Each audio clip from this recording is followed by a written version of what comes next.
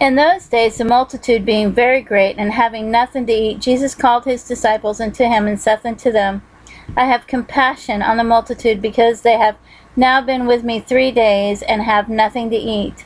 And if I send them away fasting to their own houses, they will faint by the way, for divers of them came from far.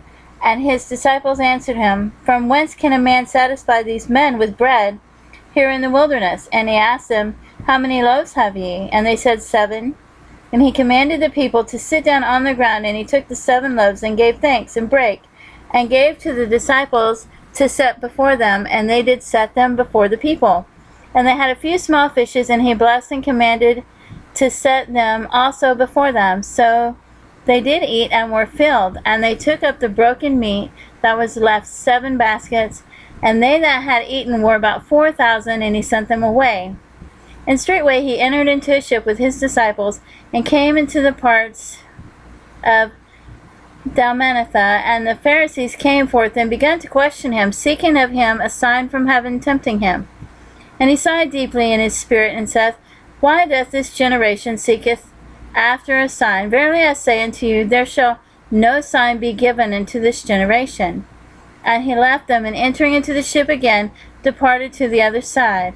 Now the disciples had forgotten to take bread, neither had they in the ship with them more than 1 loaf. And he charged them, saying, Take heed, beware of the leaven of the Pharisees, and of the leaven of Herod. And they reasoned among themselves, saying, It is because we have no bread.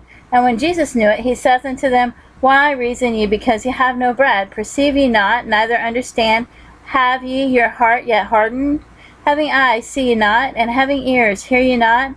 And do ye not remember, when I brake the 5 loaves among the 5,000, how many baskets full of fragments took ye up?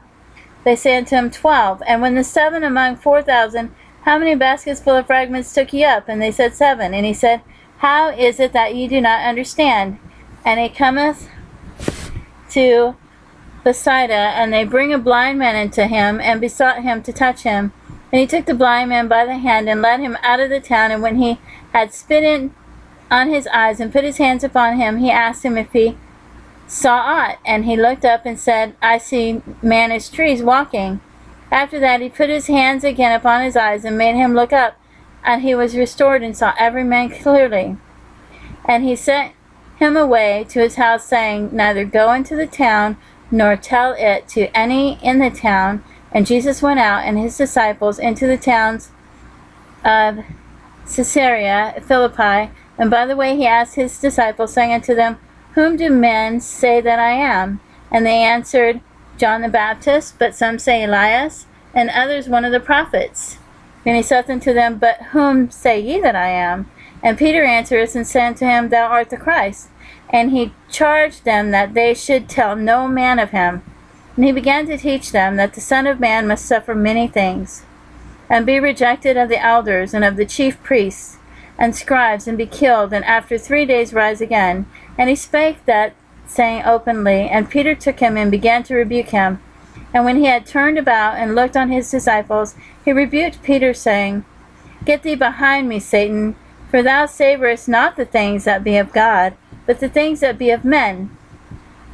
And when he had called the people unto him, with his disciples also, he said unto them, Whosoever will come after me, let him deny himself, and take up his cross, and follow me. For whosoever will save his life shall lose it, but whosoever shall lose his life for my sake and the gospel's, the same shall save it. For what shall it profit a man, if he shall gain the whole world, and lose his own soul?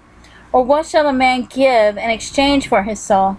Whosoever therefore shall be ashamed of me and out of my words in this adulterous and sinful generation, of him also shall the Son of Man be ashamed, when he cometh in the glory of his Father with the holy angels.